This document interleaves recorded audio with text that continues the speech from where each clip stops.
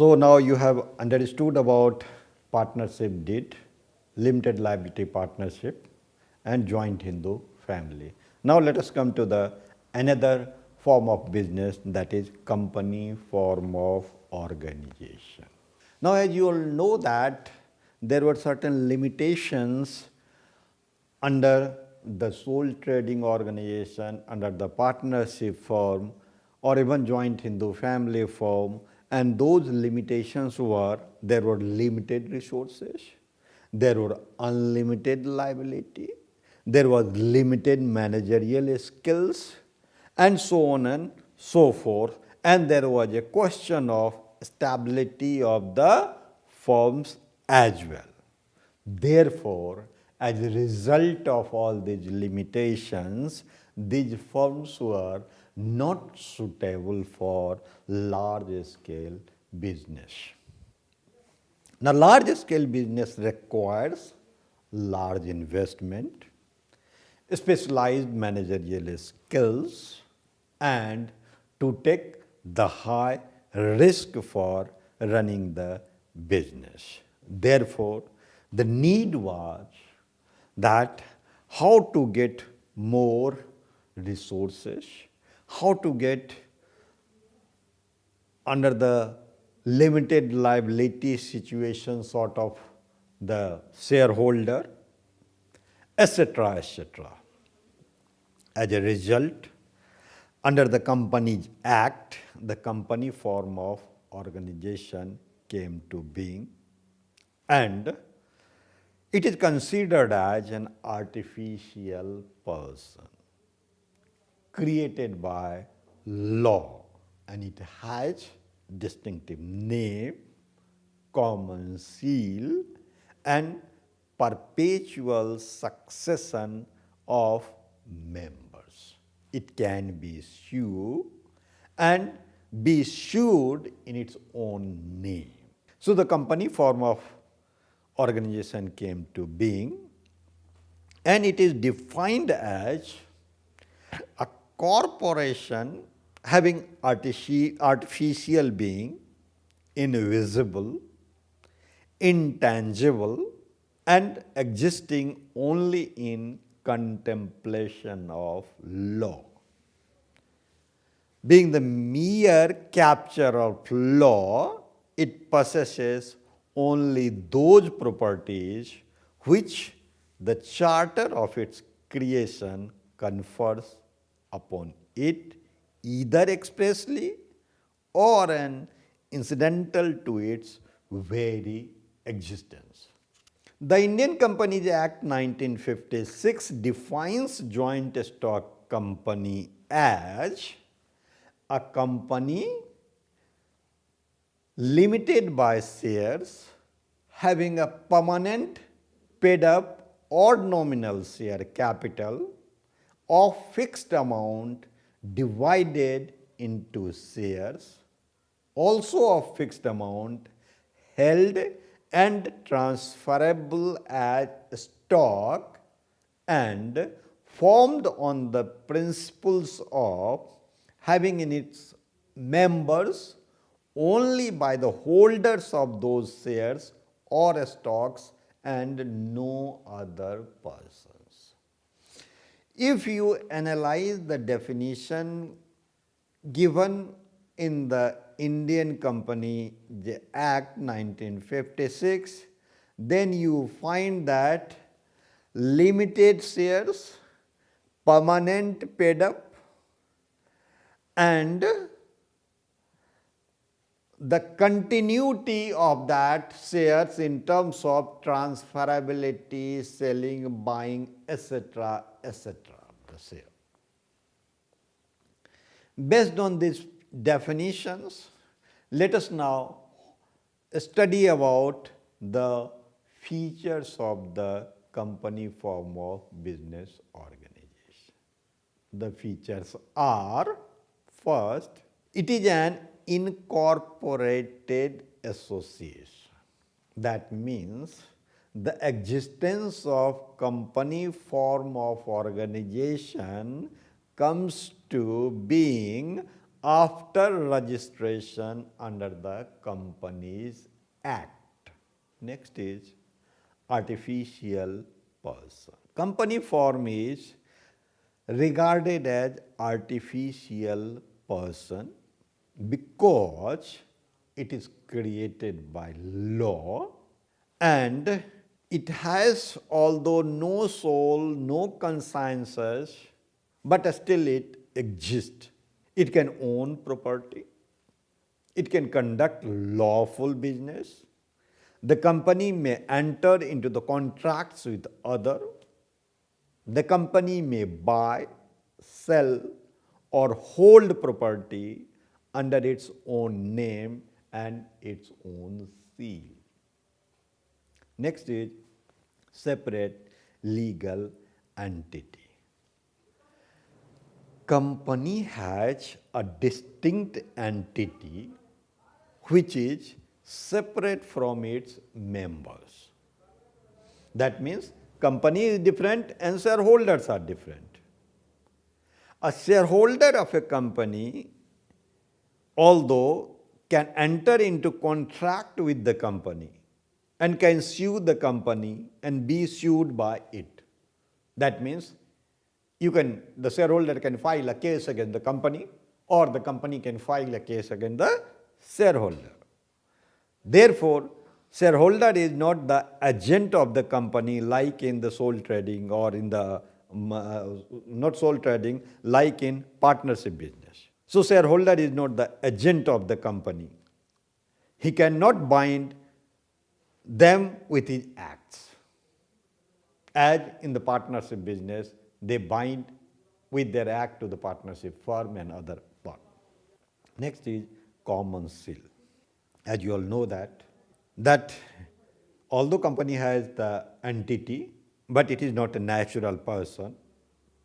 Therefore, there is a common seal on which the name of the company is engraved, and that common seal substitutes the signature of a person. And it is affixed on all important legal documents and contracts. And the directors have to sign as witness wherever it is affixed on any document. Next is perpetual succession. As from the definition itself, you know that company has continuous existence. That means the life of the company is not affected by the death, lunacy, insolvency, or retirements of the shareholders or directors. Next is separation of ownership and management. The shareholders are scattered throughout the country. So shareholders elect another set of persons which is referred as directors. And the right to manage the company affairs is vested in the directors. And the directors are elected representative of the shareholders. Next is number of members. The minimum number of member is 7 and there is no maximum limit of the number in the public limited company. But in a private limited company, minimum number is 2 and the maximum number is 200. Next is limited liability. In the company form of business, normally limited liability is being provided as a guarantee by the shares, or the member's liability is limited to the amount of shares. Therefore, the shareholders are not personally liable for the debts of the company, and the personal property of the shareholders would not be attached. Next is transferability of shares. So there is a statutory right to sell the shares to others without the consent of other shareholders. Other shareholders. That means the shareholder can sell the share or buy the share as per procedures laid down in the Companies Act. However, there may be some restrictions for transferring shares in case of private limited company. Next is rigidity of objects. The type of business in which the company would participate is mentioned as object clause of memorandum of association. Therefore, when the object clause is mentioned, the company need to perform its activities in accordance to object clause of the memorandum of association. Therefore, the company has to comply with the provisions of the Company Act. Next is statutory regulations. The company is governed by the Companies Act and it follows various provisions of the Act. For example, accounts of a company must be audited by a chartered accountant, and therefore the company needs to follow this auditing procedure. So now it must be clear to you that shareholders are the real owners of the company. The shareholders can transfer, buy, sell the share. Shareholders elect a board of directors, and board of directors manage the company. Directors employ the people like managers to perform day-to-day business activities. The company can raise additional funds by issuing debentures also. Now with these features, let us see how the companies are classified, that is types of the companies. The companies can be classified based on mode of incorporation, extent of liability, category of shareholders, and jurisdiction of functioning. Let us learn them. The first is on the basis of mode of incorporation. When the company is being established by a special act of the Parliament or a state legislature, it is called a statutory company. It must be clear to you that in this case, companies are established in special cases. Sometimes there may be working of the company may require to be regulated for the specific purposes. For that purpose, the Parliament or a state legislative, they form the company. For examples, Reserve Bank of India, Life Insurance Corporation of India, Air India Corporation, Food Corporation of India. These are the companies mostly in public sector enterprises. Next is registered company. When the company is incorporated through registration with the Registrar of Companies under the Companies Act, this is called registered company. All companies established under the private sector belongs to this category, that is registered company. The third is chartered company. When the company is incorporated under a special royal charter granted by the monarch it is called a chartered company.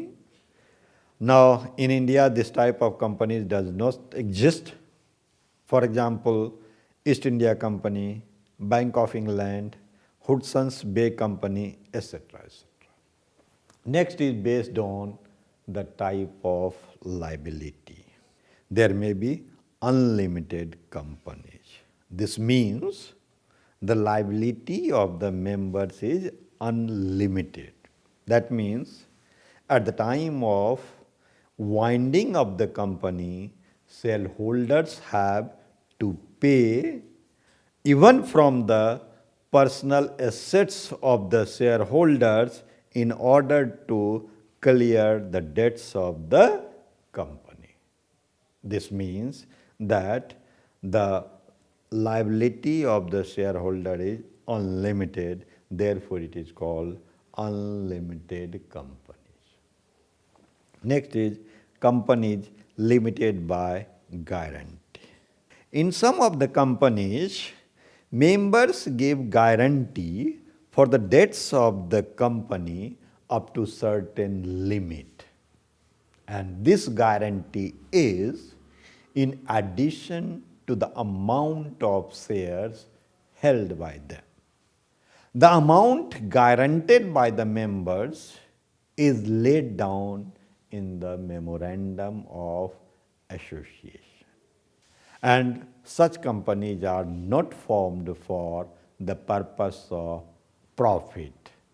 For example, they are formed to promote art, culture, religion, trade, sports, clubs, charitable organizations, trade organizations, etc.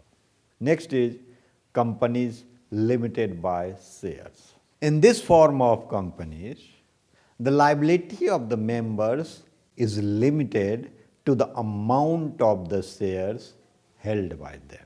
A shareholder can be called upon to pay only the unpaid amount of shares held by him and nothing more.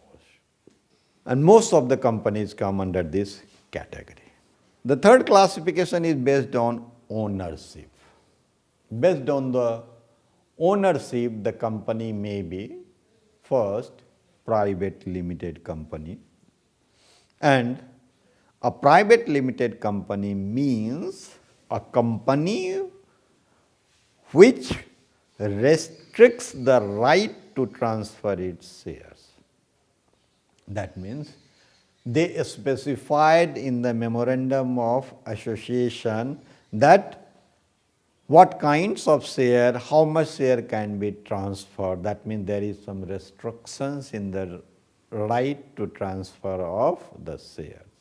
There may be limits to the number of the members to minimum 2 and maximum 200. So there is a limit.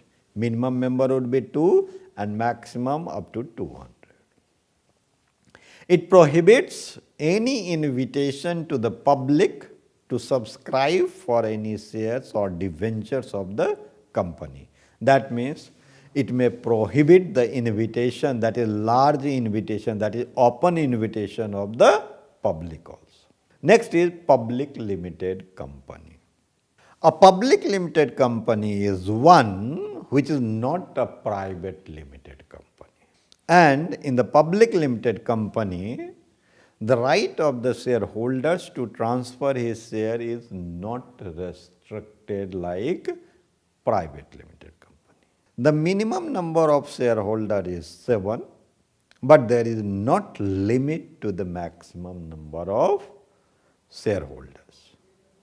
It can invite public to subscribe for its shares and debentures. Next is about government company. A company in which not less than 51% of the paid-up share capital is held by the central government or any state government or jointly by central government and or state governments. Next is based on the jurisdiction of the functioning. There may be national company and multinational company.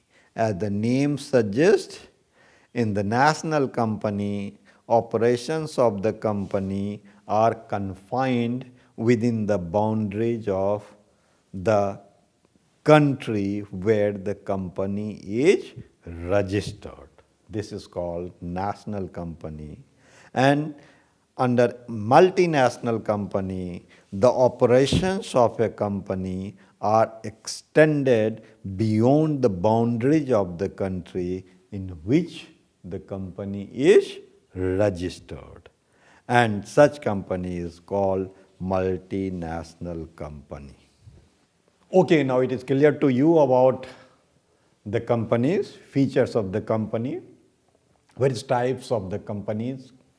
Now let us analyze the merits of the company form of business organization. The merits are: first, large capital. Obviously, there may be large shareholders. So, therefore, you may raise capital in large amounts. Whenever there is a requirement of the new capital, you may issue shares and debentures and you may get the fund from the public. Next is limited liability. As you all know that there is a limited liability to the face value of the shares, whatever is being held by the shareholders or the guarantee given by them. So therefore, the private property of the shareholder would not be attached, and that is a great attraction for the company form of business. Next is stability of existence. Now you are aware that there is a separate legal entity for the company form of organization, and it won't be affected by lunacy or insolvency or death of the shareholder, director, etc., etc. So therefore, there is a continuity in the functioning of the company form of organization. Next is economies of scale. You all must be knowing that the operation of the company is on the large scale, and the companies buy, sell, produce at the large scale. As a result, the company attain economies of scale of operations. Next is scope for expansion. There is no limit to maximum number of shareholders in public limited company. Therefore, they can expand as per requirement by issuing new shares or debentures. Moreover, the companies also may keep part of their profits as reserve, and that reserve can be utilized for the expansion of the companies. Next is public confidence. As you all must be knowing that government controls and as per regulations the operations of the companies are carried out, and the accounts of the companies are being audited by chartered accountant, and they are also published, which creates a confidence among the people at large. Next is transferability of shares. The shares of the public limited company can be sold at any time in the stock exchange. There is no need to take consent from the other shareholders, and whenever there is a requirement of the liquidity, the shareholders can sell the share. Next is professional management. The management of the company is in the hand of few directors, and those directors are being elected by the shareholders. And the directors also employ the managers for day-to-day operations of the business of the company. Therefore, the company attracts good professional managers and provide attractive salaries. Next is tax benefits. Company pay income tax at flat rates. There is no slab system like the income tax for the persons. So as a result, they pay lesser tax so that they can operate on the larger scale. Moreover, whenever company is located or operated in the backward areas, some tax concession is also provided to the company. Next is risk diffuse. There are large number of persons, and as a result of large number of shareholders, risks are being diffused among the large number of shareholders. So you have understood about the companies, features, classification and types of companies. Now let us see the limitations of the company's form of business organization. The first limitation is difficulty in formation. As you all know, that promotion of a company is a difficult procedure because a number of persons which are known as promoters, they should be ready to get the company incorporated. So you need to explore the persons who are known as promoters who would get the company incorporated. There are many legal formalities at the time of registration which you have to follow, and moreover, promotion of the company is also expensive as well as complicated. Next is lack of secrecy. As you are aware that the management of companies is in the hands of many persons. There are board of directors, then there are managers. So in that case, even because number of board of directors should be many, so any decisions which you are taking that are being shared or decided by the members of the board of directors, therefore the secrecy is not maintained. Because there are more directors, so it is shared and people know about the happenings in the company. Therefore, secrecy becomes difficult. Next is delay in decision making.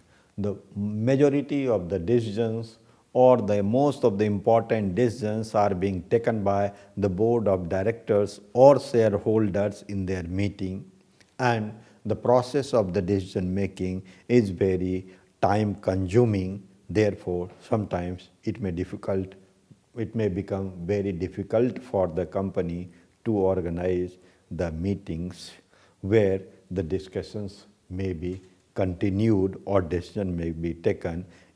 As a result, it delays the decision. Next is neglect of minority interest. As you all know that majority groups of the shareholders, they elect the directors. So in the board of directors, those members would be there who have been elected by the majority of the persons.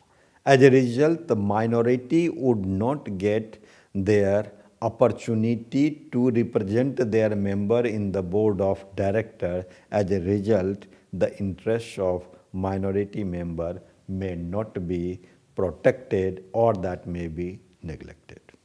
Next is concentration of economic power. See, some persons become directors in various companies or in many companies, more than one company. And they also start promoting their own interest. They may also go for the buying or for purchasing of the shares and creating the subsidiary company as well. And establishment of subsidiary companies as well as just interlocking of the directorship, they may lead to the concentration of economic power in the hands of few members, because the same member is director in more than one company, and if they create the subsidiary company, so there is a possibility of concentration of economic power. Next is lack of personal interest.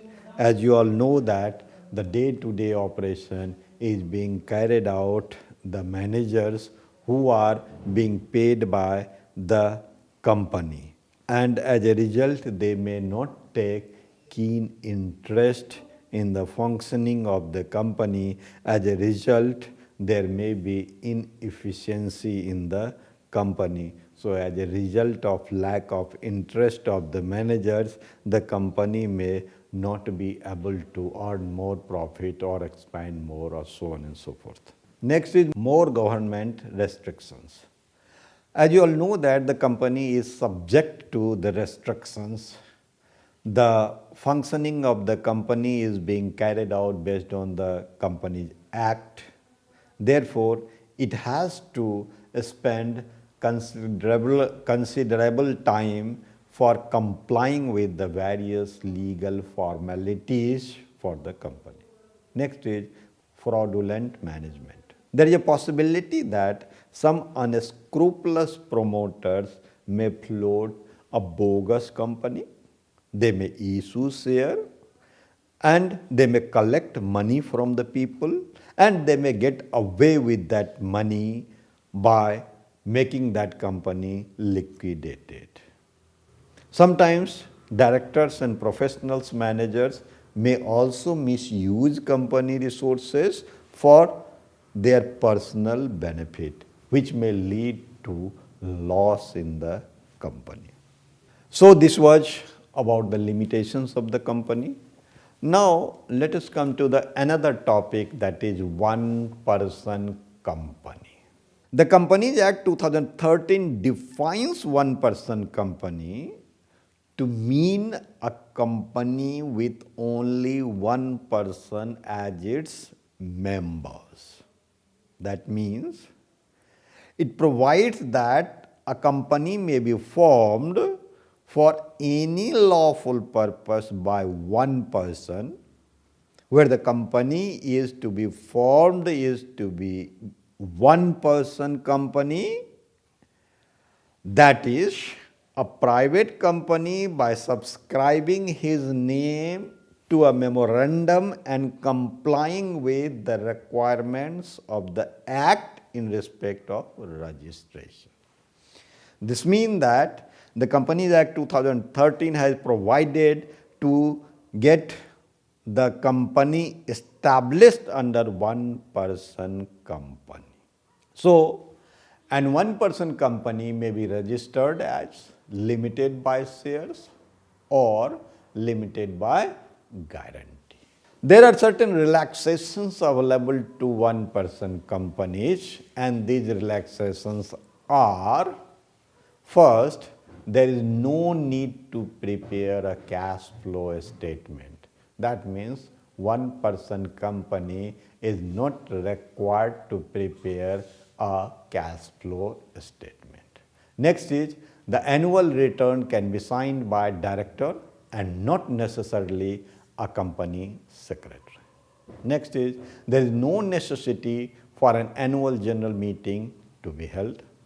Next is specific provisions related to general meetings and extraordinary general meetings would not apply, because as you are aware that there is a specific provisions in the company for calling the general meetings and extraordinary meetings, and those may not apply here. Next is compliance can be said to have been done if the resolutions are entered in the minutes book of the company. That means once in the minute book the company resolutions are there, that is considered as compliance. Next is it would suffice if one director signs. That means on the audited financial statements one director signs, it is sufficient.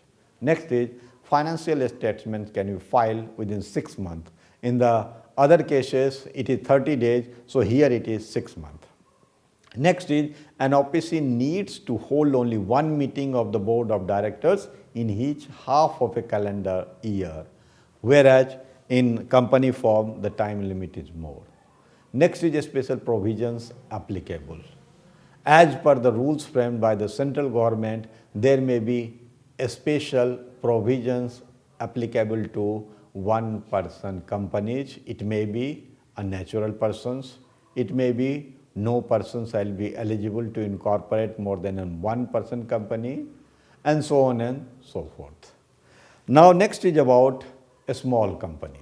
According to Companies Act 2013, a small company means a company other than a public company. That means paid up share capital of which does not exceed 50 lakhs rupees or such higher amount as may be prescribed, which shall not be more than 5 crore rupees.